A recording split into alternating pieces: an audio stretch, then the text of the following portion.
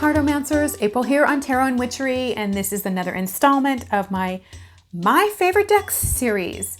This is where I go through and I share with you a deck or decks that I'm in love with, and I talk about how I use it, and I hope that you'll be inspired. So let's jump into the deck that I've chosen to share with you. Favorite decks, the Moon deck. I really enjoy this deck, the Moon deck Oracle cards. This is by Arona Lay and illustrated by Andrea Kay, or Key, maybe. So it's got a nice, good, solid box here. And it's got a book, which I do use. I don't need to use it that much. And that's another thing that I really like about this deck, is that I don't need to use it. It's got this beautiful moons on here. What's really nice about this is like an affirmation deck. It is safe and beautiful to express my sensuality. I craft my core desires with certainty and ease.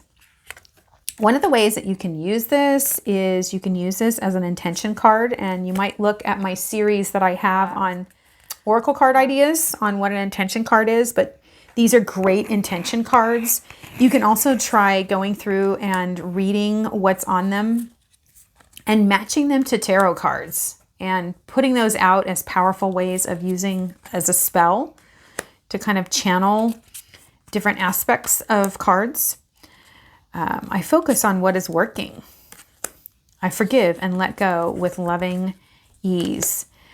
So again, this deck is more of a card I use as an intention card. I could use it as a power card as well, and you can look up power cards. I have a video on power cards as well.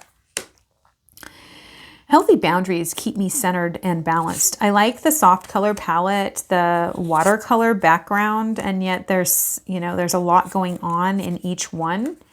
Here I am jumping in to say, hey, have you seen my playlist section? There's all sorts of cool stuff on there. And while you're at it, you may want to sign up for my newsletter down below, where you get access to my free learning library that has all sorts of PDF printables. And I just find that this is the deck that feels easy. This just feels really easy. Like I don't need to do a lot of thinking because it goes ahead and it gives me something. And I like when I pull this at the end of a reading, it can surprise me.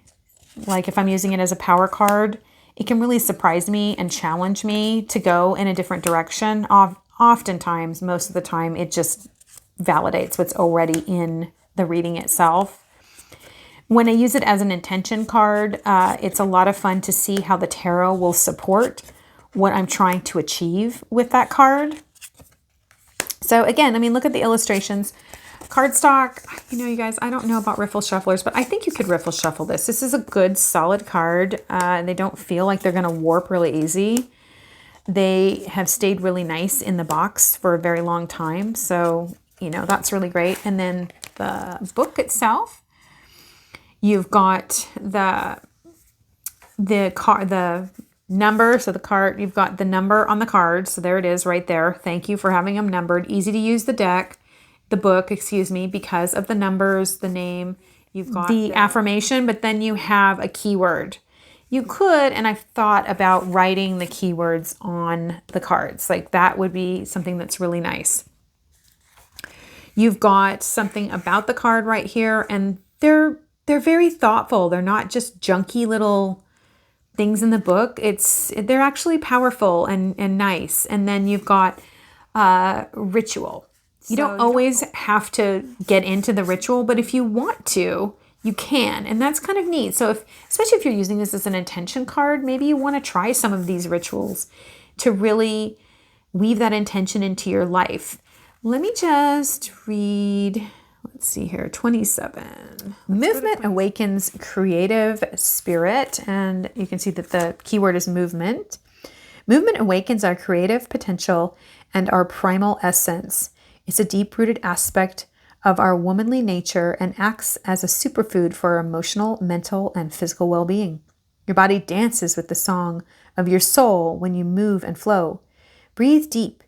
Sweat your intentions. And empty out so you can get more in. Recognize stagnation. Your body wants to move, and avoiding this signal can lead to depression or buildup of stress.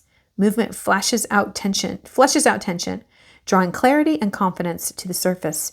You'll feel more self-reliant and generate more connected core energy. Replenish your magic and clear your head. Your body is your home, and movement is your medicine. This is a great deck, the Moon deck. I don't know if a lot of people are aware of it. I have a link to it below in the description box. Again, I feel like this is a prescriptive deck where it really helps me to do something action-oriented that I may need to do in a reading.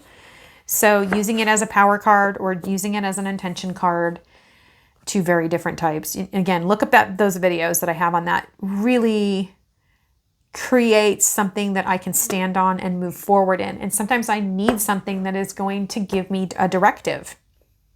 And this deck really does that. Until we meet again, may you find a deck that gives you the power and the tools to move forward in a direction.